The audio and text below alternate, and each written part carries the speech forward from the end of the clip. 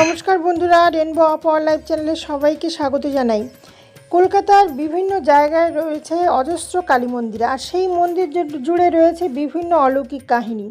তেমনই এক মন্দির হলো উত্তর কলকাতার সুখিয়া স্ট্রিটের শ্যামসুন্দরী কালী মন্দির, যে মন্দিরের বিভিন্ন কাহিনী শুনলে গায়ে কাঁটা দেবে। কথিত আছে এই মন্দিরের জীবন্ত রূপে মা বিরাজ করেন এবং মন্দির থেকে কাউকে খালি হাতে ফেরান না। সেই মন্দির বিভিন্ন কারণে বন্ধ হয়ে যায়। এখন সেই মন্দির কোথায় আছে এবং কিভাবে যাবেন, আর সেই মন্দিরে ভোগ প্রসাদ কীভাবে গ্রহণ করবেন, মন্দির কখন খোলা থাকে কখন বন্ধ হয়, এছাড়া পুজো দেবেন কিভাবে, সমস্ত রকম ইনফরমেশন জানার জন্য ভিডিওটি দেখার অনুরোধ রইল। চলুন শুরু করা যাক। প্রথমে বলি কিভাবে আসবেন। আপনারা যারা মুকুন্দপুর বাজার হয়ে আসবেন তারা মুকুন্দপুরে একটা বড় ঘড়ি দেখা যায়, সেইখানে দিয়ে সোজা আপনি ডান দিক বরাবর হেঁটে যাবেন। অভিদীপ্তা হাউস কমপ্লেক্স পড়বে, সেখান থেকে কিন্তু যেতে হবে। আর এখানে আছে দেখুন, আর একটু ভালোভাবে বলতে গেলে এখানে দেখুন শঙ্কর নেত্রালয় আছে। ঠিক শঙ্কর নেত্রালয়ের পাশেই আছে অভিদীপ্তা হাউজিং কমপ্লেক্স। ঠিক 1 আছে বা 2 আছে। তা আপনারা 1 গেটের সামনে থেকে সোজা এখানে একটা কলেজ আছে দেখবেন, এই যে কলেজটা ঠিক তার ডান দিক দিয়ে কিন্তু হেঁটে যাবেন। এই দেখুন ওরা হেঁটে যাচ্ছে, আমরা 3-4 জন মিলে বেরিয়েছিলাম, তা আমরা হেঁটে যাচ্ছি। ওখান থেকে হাঁটা পথে মাত্র 2 থেকে 3 মিনিট লাগে কিন্তু মন্দিরে পৌঁছানোর জন্য। আর যারা বাইপাস ধরে আসবেন তারা বাসে করে নেমে যাবেন অভিদীপ্তা হাউজিং কমপ্লেক্সের সামনে, তারপর ঠিক সেমভাবেই কিন্তু এখানে পৌঁছানো যাবে।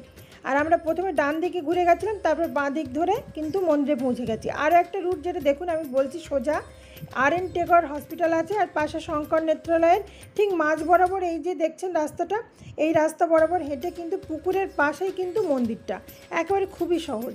এখানে দেখুন গাড়ি পার্কিংয়ের টুকটাক জায়গা রয়েছে। আর এই হচ্ছে মন্দিরটি, এই বাড়িটায় মন্দিরটি তৈরি হয়েছে। রাজাবাজারে মায়ের যখন অধিষ্ঠান ছিল তখন যেতে পারিনি, তো খুব কাছে মা চলে এসেছেন, তো সেই জন্য দেখার জন্য গেছি।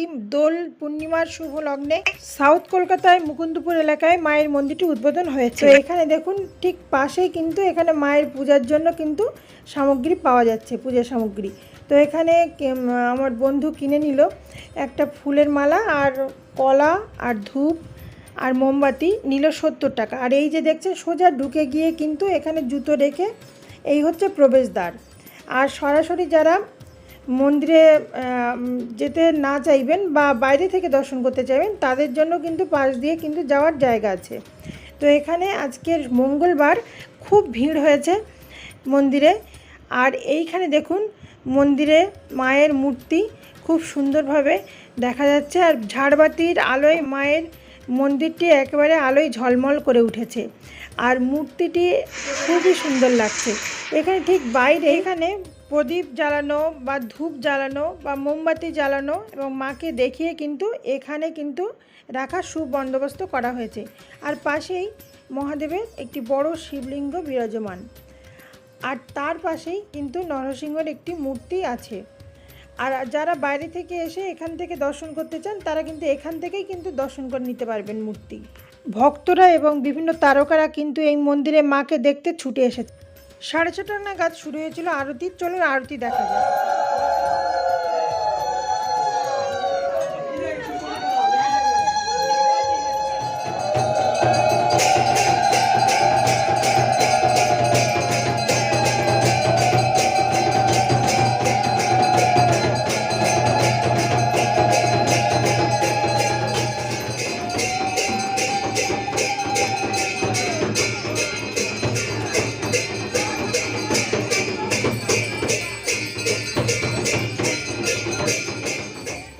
মন্দির খোলার টাইম হলো সকাল 5:30 থেকে দুপুর 1টা পর্যন্ত, আবার 1টার সময় বন্ধ হয়ে যায়, আবার 4টে থেকে রাত 8টা পর্যন্ত কিন্তু মন্দির খোলা থাকে।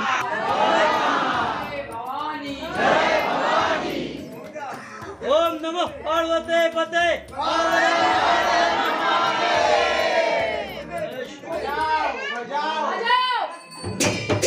কথিত আছে এখানে মা শিশুকন্যা রূপে কিন্তু পূজিত হন, সেই জন্য ক্যাডবেরি, চাল, কলা এবং জুস দেওয়া হয়। বিভিন্ন জায়গা থেকে ভক্তরা ছুটে আসেন মায়ের কাছে তাদের মনোবাঞ্ছা পূরণ করার জন্য, আর মা তাদের মনোবাঞ্ছা পূর্ণ করেন, এরকম সকলের বিশ্বাস।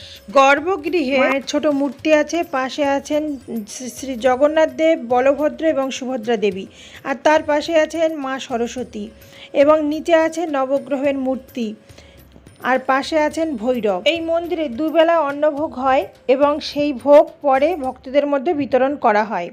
আর এই মন্দিরে এমনই বলা আছে মায়ের নির্দেশ যে মন্দির থেকে কেউ যেন কোনোভাবে খালি হাতে ফিরে না যায় বা ভোগ গ্রহণ করে না যায়।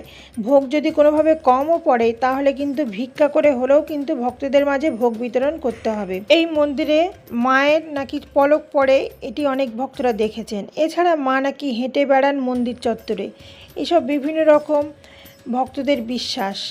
আরতির পরে ভোগ গ্রহণের জন্য বাইরে লাইন দিতে হয়। আর এই যে কন্টেনারগুলো দেখছেন, আপনারা চাইলে ভোগ নিয়ে কন্টেনারে ভরে বাড়ি নিয়ে যেতে পারেন।